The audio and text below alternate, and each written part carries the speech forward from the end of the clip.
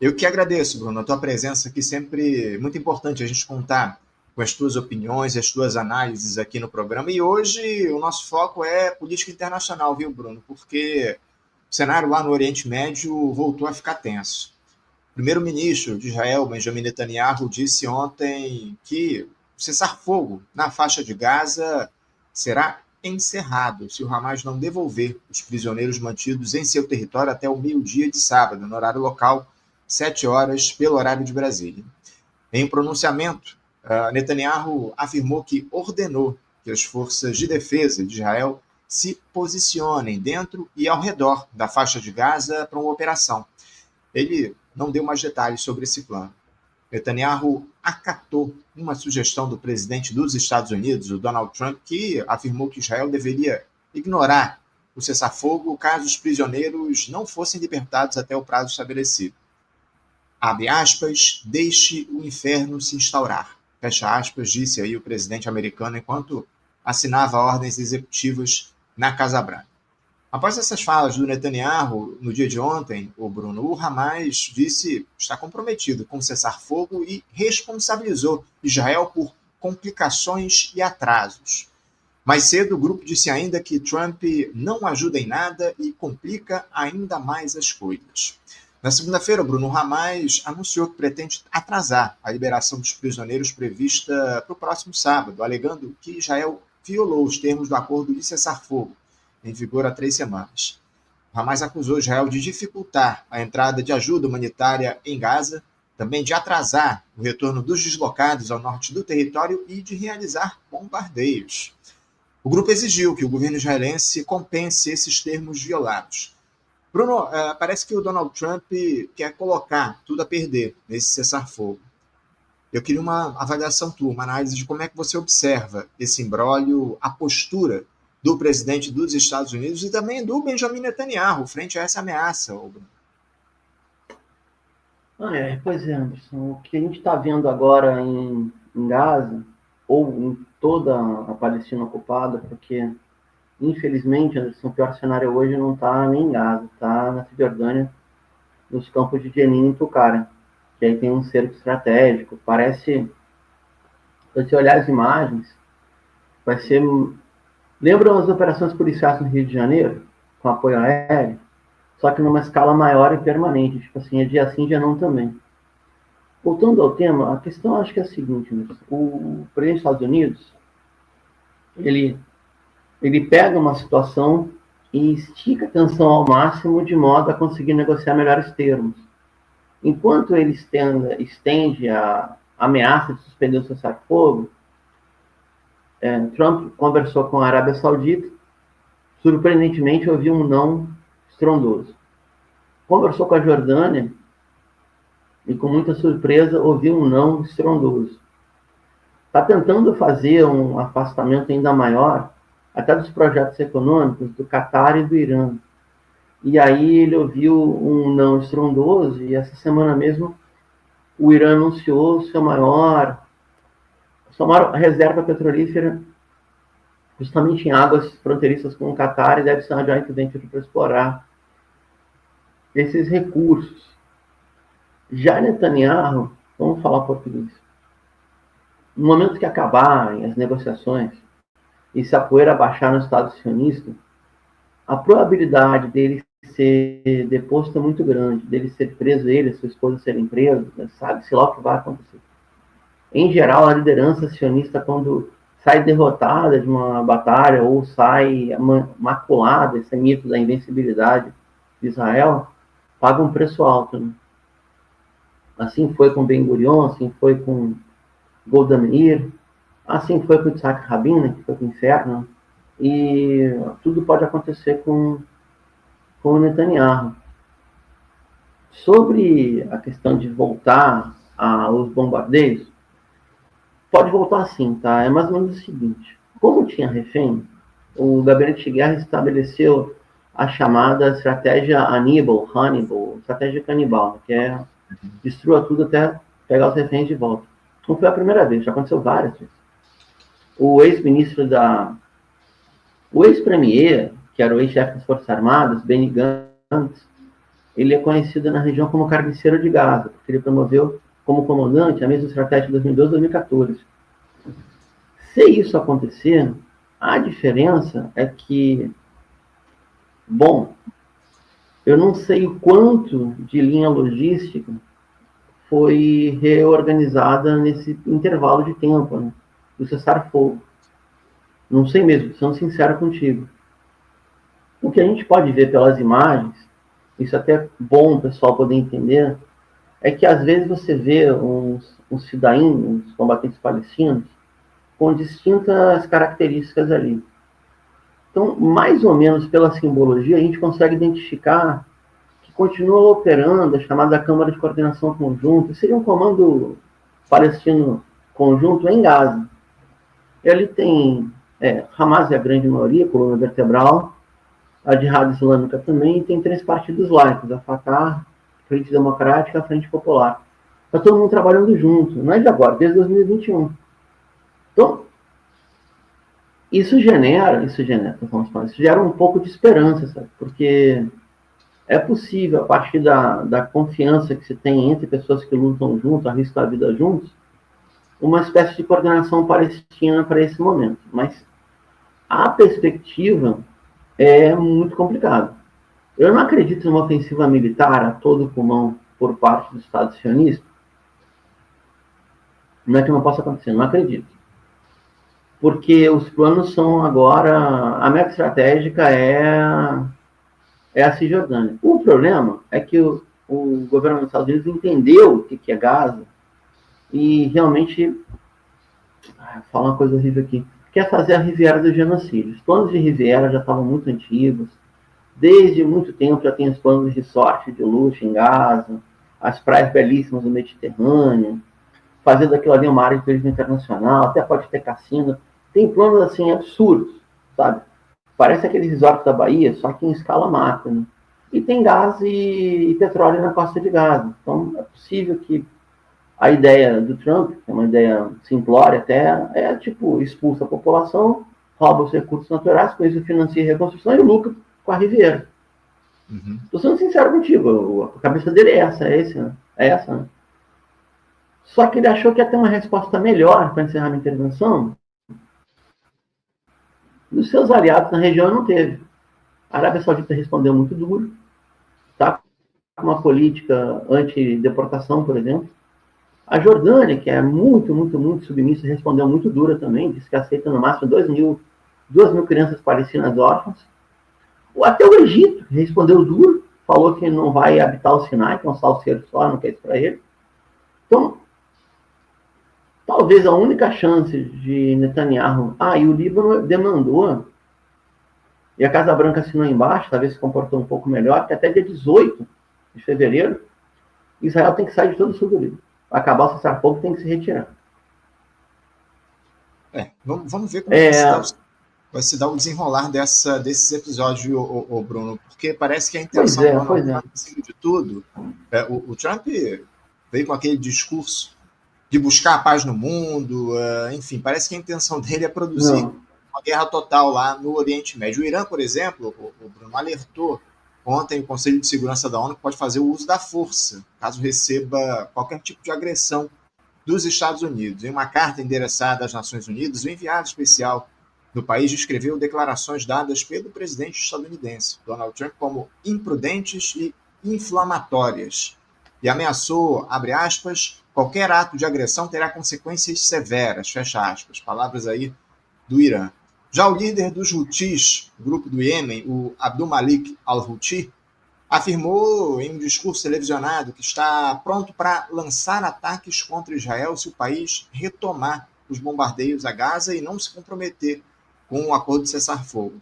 Em um encontro com o rei da Jordânia ontem, o presidente dos Estados Unidos voltou a defender a saída dos palestinos de Gaza, como a gente disse anteriormente, para eles viverem no Egito e na própria Jordânia, enquanto o Abdullah II, o rei da Jordânia, reforçou a solução de 2 estados. Bruno, o Oriente Médio ele caminha de fato para uma guerra total, o Donald Trump solta esse tipo de declaração ameaçadora apenas como um balão de ensaio, como é que você vê esse quadro? Era o que está tentando nos demonstrar, né? Tipo, Foi muito blefe. Eu não estou vendo uma orientação estratégica dessa vez, né? Tinha no Acordo de Abraão, tinha bem descrito.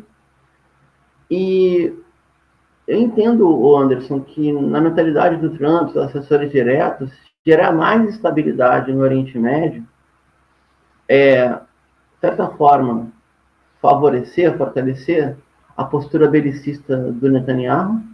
Isso aí realmente é um fato, tá?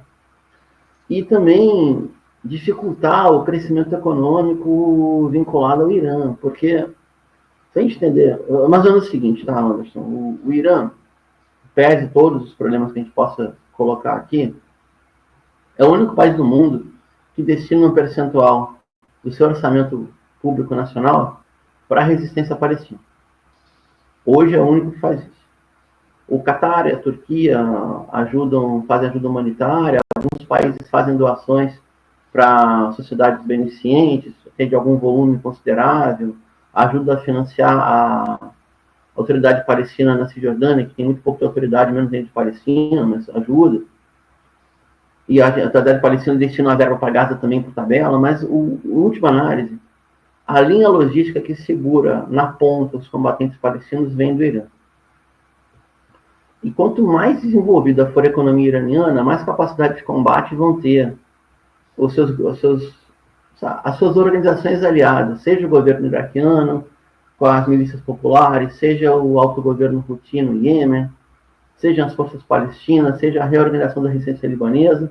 E tem um problemaço o Irã para resolver agora, que não é só o Irã que vai resolver a própria população síria, é a República Árabe da Síria, sob um governo que não é muito confiável, que deve ficar uns 5 anos de governo provisório. Certo, vai ficar 6 meses, pode ficar 5 anos.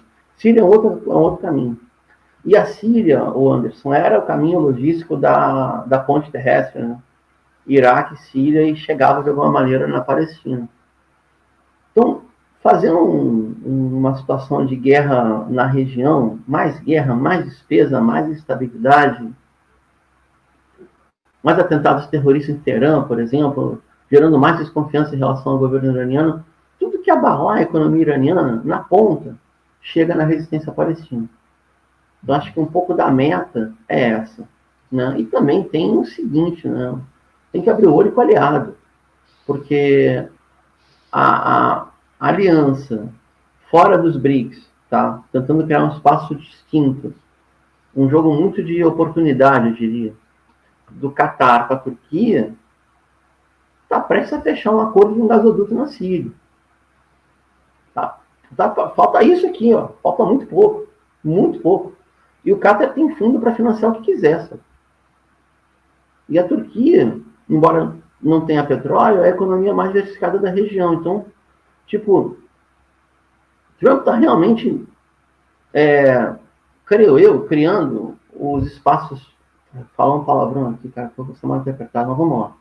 Como fosse um jogo da geopolítica da virada do século XIX, onde tem os espaços vitais, e ele meio que entendeu que tem um espaço que é inegociável, que são as Américas, como um todo, tipo, é meu, é do Império, que vai deixar a Europa à sua própria sorte, que entende que a Rússia tem direito a fazer uma guerra defensiva expansiva, um realismo defensivo-ofensivo, e que a China, dentro do mundo asiático, é imbatível, mas ela pode ser ferida na sua expansão das Américas e vai disputar em termos comerciais com o mundo inteiro, especialmente com o continente africano. Ela vai criar uma política arrasta quarteirão, ele falou isso ontem. Todos os países com quem nós temos déficit, a gente vai botar barreira comercial. Assim, falou isso ontem, na Casa Branca, eu vi entrevista. Então, voltando para o Oriente Médio, tudo que ele conseguir complicar na região, de desestabilizar, atrasa a transferência da conta petróleo. Eu traduzo isso e te devolvo a palavra. A conta petróleo é o seguinte, quando quebrou o acordo de Bretton Woods, de forma unilateral dos Estados Unidos, mais ou menos o lastro da economia do mundo estava em cima da chamada conta petróleo, ou seja, você vai negociar o barril de petróleo com base no dólar, o dólar não é emitido, né? O dólar comprado como título dívida dos Estados Unidos, e essa vai ser a moeda corrente mundial, o dólar petróleo, a conta petróleo, e vai ser baseado no petróleo europeu, no Brent. Por isso, quando fala assim, o Brasil está com petróleo muito baixo em relação aos preços internacionais, Isso é tudo mentira. Está com o petróleo baixo em relação à especulação do barril europeu, que é o Brent. Tá?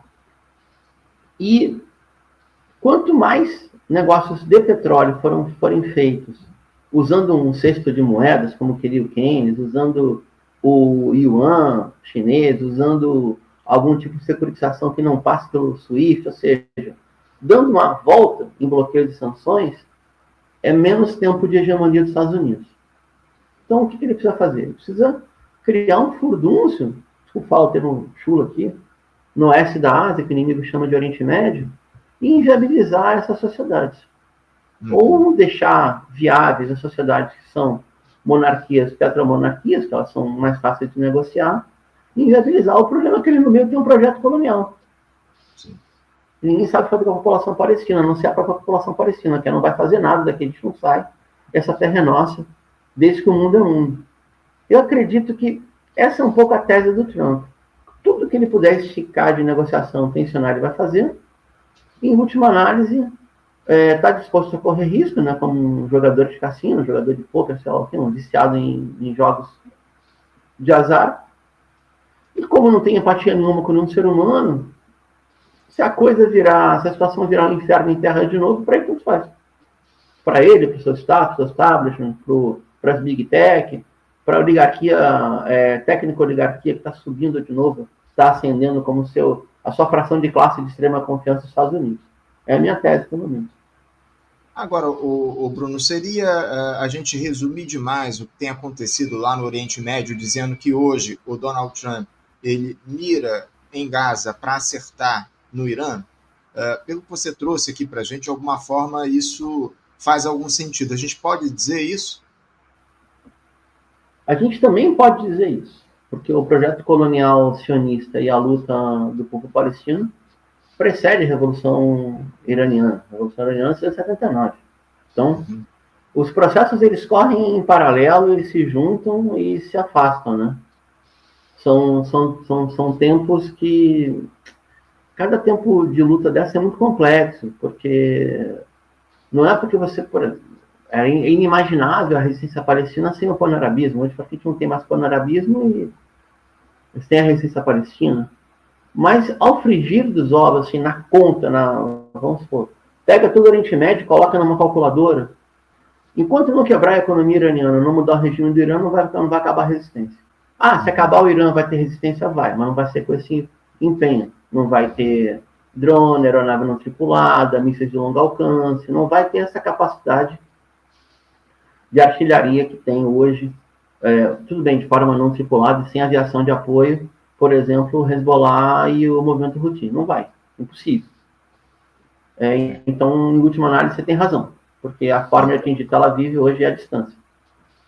Entendo. O Bruno, isso em um cenário onde a recuperação e a reconstrução da faixa de Gaza, devastada pelo horror do Estado sionista, exigirá mais de 53 bilhões de dólares, ou mais ou menos 306 bilhões de reais, incluindo mais de 20 bilhões de dólares nos primeiros 3 anos. Isso de acordo com uma estimativa feita e divulgada ontem pela ONU. As imagens são estarrecedoras da volta dos palestinos a Gaza, um cenário de absoluta destruição. Eu até trouxe aqui algumas fotos para a gente dar uma olhada, essas 3 fotos aí, mostrando do quadro do que temos hoje em Gaza de destruição. Não é um negócio fora do comum. Os prédios estão absolutamente destruídos, poucas estruturas ainda em pé, mas também absolutamente comprometidas, impossível os palestinos morarem nessas localidades. Enfim, um negócio estarrecedor, fora do comum. Como é que, na tua avaliação, como é possível esse povo conseguir lidar com a reconstrução não só das suas vidas, Bruno, mas principalmente da sua identidade? Porque não há dinheiro que reconstrua a identidade do povo palestino. Como é que essa população pode lidar com isso? Anderson, eu conheço um número razoável de famílias palestinas da diáspora. Eu mesmo tenho originário de paterna, mas no caso é libanês. A gente tem uma relação cada vez mais intensa dentro da coletividade. A segunda parte não está abalada, não. A identidade palestina está muito mais sólida que estava até um tempo atrás. Né? Cada vez mais sólida. Agora, o custo de reconstrução você falou um número que me deixou impressionado, que 53 bilhões de dólares ia ser o preço da cidade palestina no Sinai, que foi proposto em outubro de 2023 para o governo general Sisi botar no Sinai. E aí ele levou um pouco a aposta, né, e falou, tá bom, a gente constrói a cidade, mas vocês dão um perdão da nossa dívida externa e botam para nós um perdão do FMI também, que acho que a Egito é o terceiro maior devedor do FMI. Isso não vai acontecer. Nem vão ter esses fundos internacionais para reconstruir Gaza, a não ser que tenha a condução do Qatar de forma inegociável, ou seja, uma aliança Qatar-Turquia, farão os aportes humanitários, mas não vai ter, seria quase que impositivo, diria. E eu não vejo também a Turquia fazendo mais do que o discurso do Erdogan. Ele é muito bom discurso, né? Porque ele podia encostar 2 navios hospitais ali na costa de Gaza, eu duvido que eles fossem abatidos, duvido que fossem afundados, duvido que fossem atingidos, navios oficiais do governo turco, e aí teria um aporte humanitário permanente, fazer um corredor humanitário através da costa turca para chegar lá. Coisa que não vai acontecer também. Pode vir a acontecer se tiver esse acordo internacional para reconstrução de Gaza. Eu também não acredito, Anderson, que o Estado sionista vai permitir que Gaza tenha de novo uma estrutura instalada. Porque quer aumentar os custos do autogoverno de Gaza de modo a prejudicar a capacidade de resistência. Então, infelizmente, ou vai ter ou os países da região, estou falando em termo hipotético, tá? Tomam uma atitude em relação a Gaza, especialmente aqueles que têm fundo perdido, como as petromonarquias, ou a outra saída é mais distante ainda, que é um reconhecimento de um Estado palestino e a Palestina poder usufruir dos seus recursos de óleo e gás, tanto em terra como no mar, que aí dá e sobra. Mas hoje o que eu vejo é a resistência do povo palestino de forma estoica, heróica, tentando retomar sua vida em cima dos escombros. Só para fazer uma analogia, te devolvo a palavra, é como se fosse... Eu não era nascido, né? Eu sou de 72. A derrota dos gringos foi em 75, em Saigon. Mas é como se fosse a campanha de bombardeios no Vietnã, numa área muito concentrada e urbanizada. Então, é proporcional à guerra do Vietnã num espaço de 15 meses. Tudo bem que Gaza viveu sob bombardeio desde o primeiro dia da libertação do enclave, mas a campanha permanente foi como se fosse um Vietnã em 15 meses, num espaço que é de, se não me equivoco, 32 quilômetros de largura por 112 de extensão. Absurdo. Absurdo. É o mínimo que a gente pode dizer em relação ao que tem acontecido lá em Gaza. Bruno, eu queria mudar um pouquinho de assunto.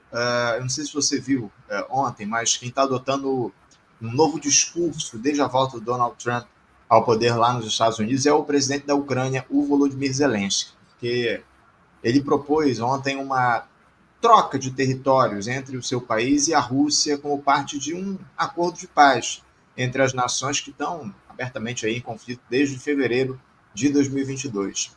Em uma entrevista ao jornal inglês The Guardian, o Zelensky afirmou que caso o presidente dos Estados Unidos consiga fazer com que os dois países negociem essa paz, ele planeja oferecer a região russa de Kursk, ocupada pela Ucrânia, em troca de territórios ucranianos atualmente sob controle das tropas de Moscou. A região de Kursk é menor do que as áreas ucranianas que são controladas por Moscou, que incluem boa parte do leste do país, incluindo a península da Crimeia, a região de Zaporídia e a cidade portuária de Mariupol, e também os núcleos separatistas de Luhansk e Donetsk. Você vê alguma possibilidade, Bruno, de o Putin aceitar essa troca com o Volodymyr Zelensky, troca aí de territórios pelo fim desse conflito? Por parte da Rússia, eu não vejo, não.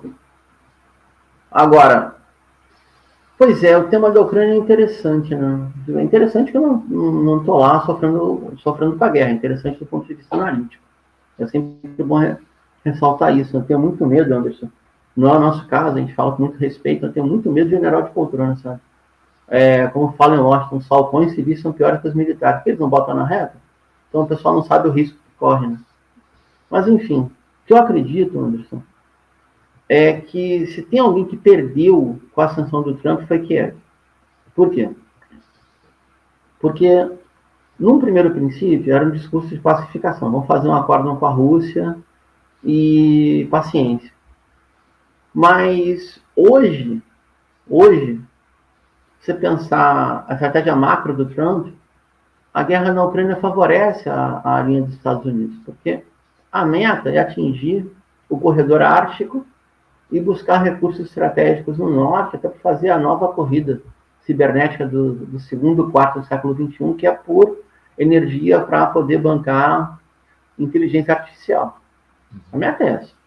Não é a única, mas talvez seja que está mais importante, ou está no elenco das 5 mais importantes. A guerra com a Rússia é positiva para os Estados Unidos, porque prejudica a capacidade militar russa de fazer outras expansões. A gente sabe o problema seríssimo que a Rússia tem de reposição de tropa. Seríssimo mesmo. Tem um problema populacional. O país é muito grande, população do tamanho do Brasil, mais ou menos. Mas eu não vejo, hipótese alguma, a Ucrânia abrir mão da sua área core. Hipótese alguma. A não ser que por um milagre dos céus volte os acordos de Minsk, tenha uma deposição de governo que já está ilegítimo, tá? Na Ucrânia, e se faça um novo acordo lá, onde as forças russas teriam um protocolo securitário para poder tomar conta, por exemplo, das instalações da Gazprom, da Lukoil, da Rosneft e das empresas associadas em território russo-ucraniano. Eu só não vejo um acordo de paz imposta por Washington no governo Trump. Quando a gente fala com a mídia russa, eles estão com o olho desse tamanho aqui, porque, em última análise, também se sentiram, aspas, enganados. Né? Quem manda contar enganado? Porque apostaram que o Trump viria com um acordo pacifista, não é nada. Veio, se a Rússia se prejudicar, é bom. Se a Rússia onerar a Europa em termos de orçamento, é bom. E tudo aquilo que vier a gerar déficit econômico nos países que negociam os Estados Unidos, para os gringos é bom. A conta dele agora é de chegada. Ele tem que bater o superávit com todo mundo e manter o padrão dólar. Que é aí que não fecha, porque você mantém o superávit ou manter o padrão dólar. Uma coisa ou outra. É verdade. Agora, o Bruno, eu queria tratar também de um outro episódio aí que surgiu recentemente envolvendo Donald Trump. Trump está em todas aqui no nosso debate a respeito da situação internacional, porque o presidente dos Estados Unidos ele confirmou ontem a aplicação de tarifas de 25% sobre a importação de aço e alumínio aos Estados Unidos. Essa medida ela afeta diretamente o Brasil, que é um dos maiores exportadores desses insumos para os estadunidenses. O Trump quer, por óbvio, fortalecer aí o mercado interno nessa lógica protecionista que ele vem adotando. Mas houve reações lá nos Estados Unidos de gente especialmente relacionada à indústria automobilística. Enfim, parece que o CEO da Ford vai pressionar o Donald Trump em relação a essa medida, e também aqui no Brasil as reações não tardaram, né? Porque o ministro da Fazenda, o Fernando Haddad, ele preferiu aí esperar o desenrolar dos acontecimentos, mas disse que essas medidas unilaterais são contraproducentes. Já o Instituto Aço Brasil, que representa diversas empresas aí do setor da siderurgia nacional, disse ter recebido com surpresa esse decreto do Donald Trump, que a quebra do acordo comercial entre os países estabelecido em 2018, no primeiro mandato do presidente estadunidense, é prejudicial para ambas as partes. Bruno, essa lógica ultraprotecionista do Donald Trump se mantém por muito tempo, na tua avaliação? Ela é sustentável diante da realidade fática? Como é que você vê essa situação? Pergunta muito legal, assim, pensar, a gente está vendo a história à nossa frente, né? Ontem eu conversei no outro programa, com um companheiro chileno brasileiro, de Campinas, muito bom jornalista também, e ele colocou algo que todo mundo faz essa conta, né? Se ele aumenta, se o Washington aumenta o preço dos insumos ou das partes componentes do seu produto mais importante para aquela sociedade maluca que é a automóvel, vai gerar uma inflação em toda a economia dos Estados Unidos. É possível um morador de rua ter 2 carros. É uma situação para nós que é surreal, mas para eles é comum. E vai gerar inflação. Ele foi eleito grande parte do governo Biden doméstica pela questão da inflação. Tá? Então, eu não sei o que isso aí pode, em última análise, segurar a política doméstica dos Estados Unidos. O caso da Ford é emblemático, Anderson, porque a maior fábrica da Ford está no México. Então, a Ford Motors teria um problema seríssimo dentro da sua própria estrutura organizativa em escala mundo, porque tanto os sistemistas, né, chamados, eles chamam de autopartes em espanhol, aqueles que colocam a composição do automóvel, a maioria está no México, e a maior fábrica de automóveis também está lá. Então, seria taxado em 25%. Imagina, qualquer produção Ford entraria nos Estados Unidos com 25% a mais de preço. Eu não sei até que ponto ele consegue segurar isso. Mas a estratégia de negociação está clara, né? Ele coloca essa bomba no colo de todo mundo e fala, até 4 de março eu vou tomar a decisão final. Vou executar. Ontem assinou o ato executivo, até 4 de março eu vou implementar. Também achei positivo, só até discordar um pouco de vários colegas, né? No sentido do arranjo econômico, pelo menos a parte declaratória do Itamaraty, me pareceu positiva. Por quê? Porque diz o seguinte, nós vamos buscar uma saída em conjunto. Brasil, México, Canadá e China. Não me surpreenderia se a China se comprometesse com a compra de uma parte do destino dos Estados Unidos, porque não vai poder taxar o contrato em andamento. Então, seriam os novos contratos. Então, a China pode antecipar uma pré-compra e modificando os novos contratos e põe a sua logística para garantir a compra desse aço todo. O Brasil seria talvez o mais prejudicado no sentido logístico. O Brasil não tem costa pacífica, né? O Canadá tem, o México tem. Então é mais longe. Mas o Brasil agora pode operar no porto de Xangai, no Peru, que tem uma facilidade, porque antigamente uma parcela dos navios tinha que encostar em São Francisco e depois ir embora, encostar em Los Angeles e depois ir embora. Agora vai direto. Eu acredito, Anderson, que ontem eu vi um termo que eu não vou falar aqui, né? Mas acho que o Trump está blefando. Está blefando em escala mundo. Ele falou, todo mundo tem déficit com a gente, nós vamos tarifar. A Austrália não, porque a Austrália tem prejuízo com a gente, conosco, porque compra muito avião. Ele não é mais uma potência industrial. Os Estados Unidos é uma potência bélica, cibernética, financeira, e está jogando no lixo o seu soft power, que era aquela história da American Way of Life, país democrático, todo mundo tem oportunidade, todo mundo tem chance. E eu acredito que ele vai blefar, mas assim, é um sistema de... É quase que uma crença. A gente lidando, o mundo lidando com um escroque que tem a mentalidade de um gerente de cassino, um jogador de pôquer, a instabilidade ela é absoluta. Ela é uma coisa absoluta. É pior que o governo Bolsonaro, porque no Bolsonaro ele tinha 1/3 do orçamento na mão, 1/3 era do capital financeiro e 1/3 dos oligarcas do Congresso. Agora não. Agora o Trump está com a maior economia do mundo na mão, a maior potência bélica, tem maioria nas duas casas na Suprema Corte. Ele tem mais poder concentrado do que o governo Bolsonaro e Paulo Guedes, por exemplo. É assustador o que está acontecendo. Mas, por outro lado, ele blefa muito, erra muito. É muito ignorante para estar à frente de um império, um imbecil como esse. Mas é um imbecil perigoso. Esse tipo de postura do Donald Trump, Bruno, é muito comum da turma da extrema-direita, né? Esses blefes, esses balões de ensaio, enfim, isso é muito parte do discurso de extrema-direita. A gente viu isso enormemente aqui com o Bolsonaro no país. Só que, como você muito bem colocou, o Trump lidera uma das maiores potências bélicas do mundo, uma das maiores economias do mundo, uma potência imperialista que é os Estados Unidos, enfim. Bruno, em relação ao governo brasileiro, a postura que foi adotada aqui no Brasil em relação a essa situação envolvendo a tarifação ou o aumento do imposto sobre o aço e do alumínio.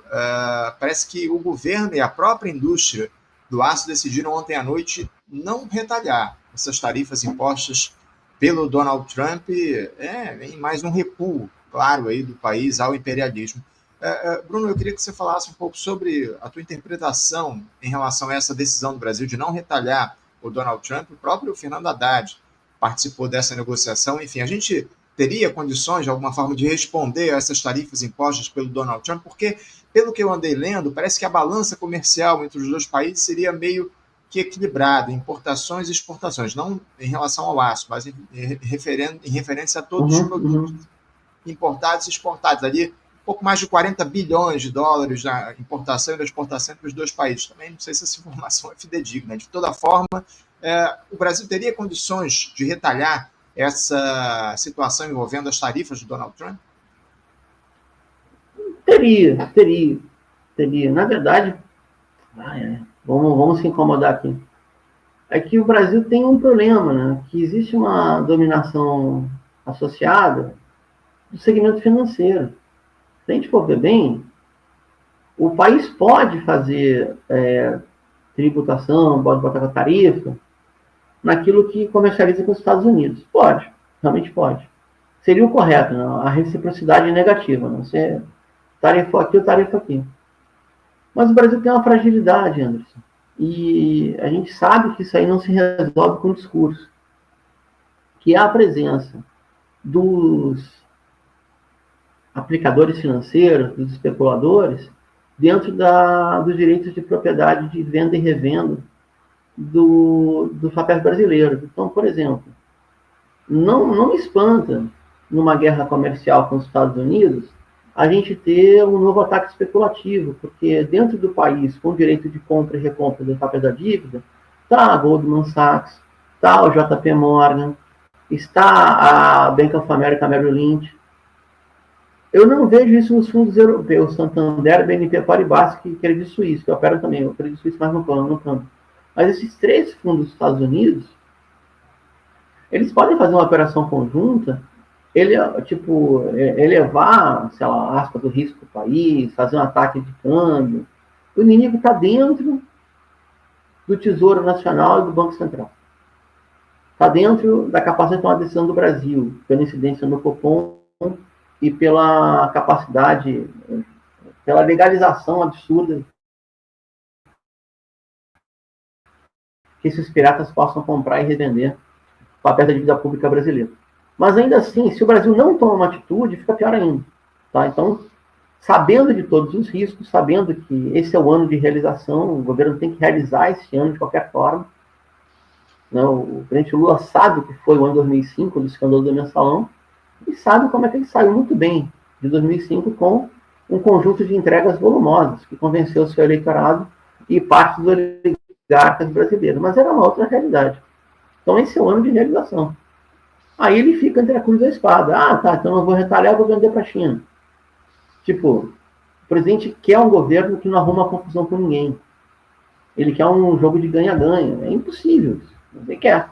E não vai mudar, não adianta a gente reclamar, etc. A gente pode denunciar, fazer nossos discursos, mas em termos organizativos, político-partidários, isso não vai alterar.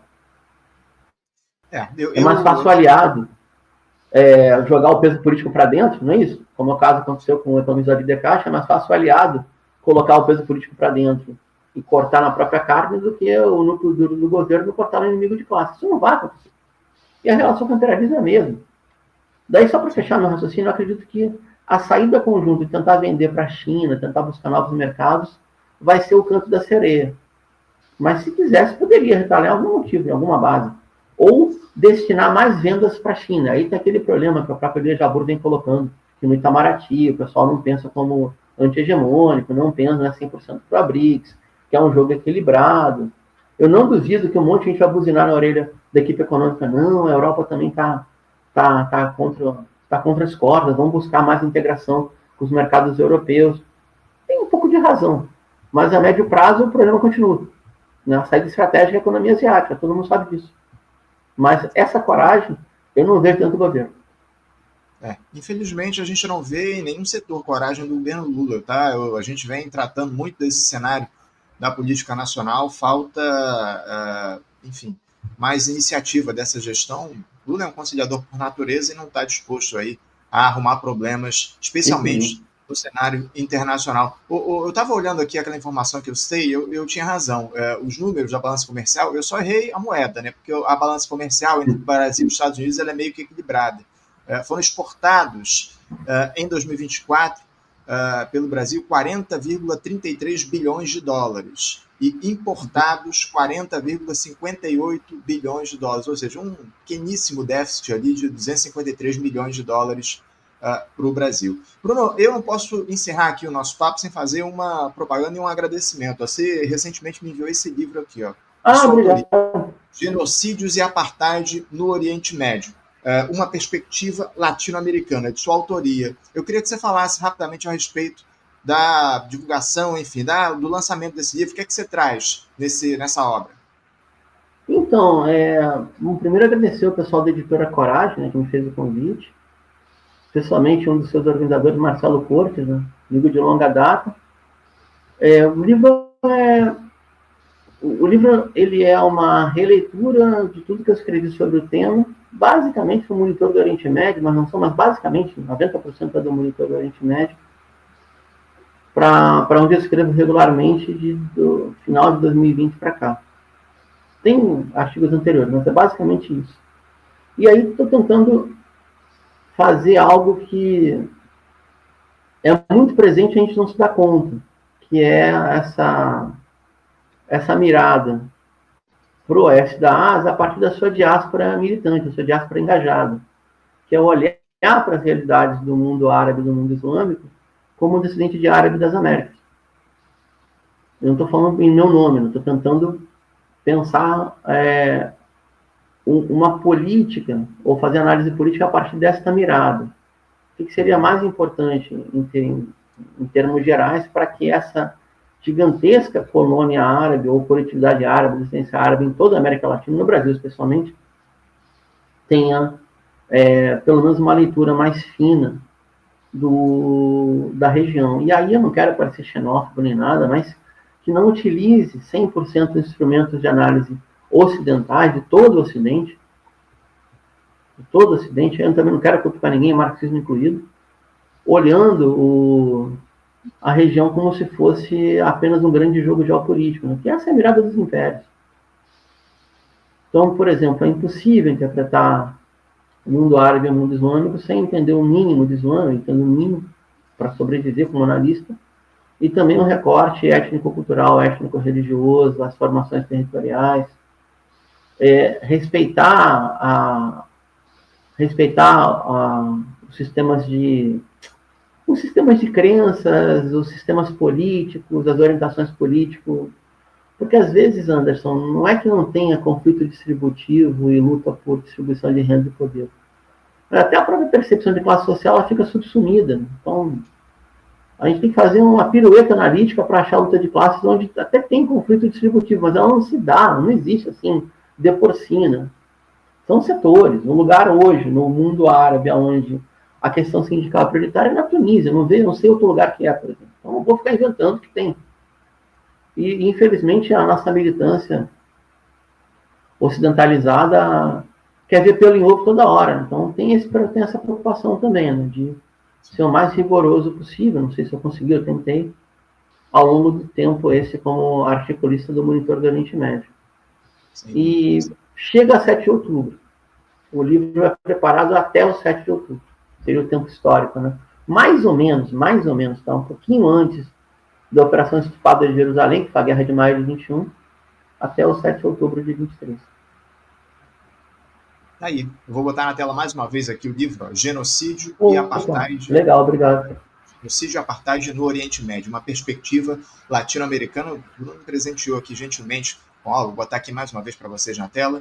Bruno, o livro está disponível nos sites de venda, nos sites das livrarias virtuais, também está em lojas físicas também? Em Porto Alegre está, né? Que a editora é do Rio Grande, né? Então a distribuição física, até onde eu sei, são nas livrarias de Porto Alegre, e tem a distribuição online. Como a editora é muito profissional, toda a difusão é com a editora. Eu recebi os exemplares cortesias de autor e exemplares cortesias de divulgação, que foi que você recebeu um exemplar do livro.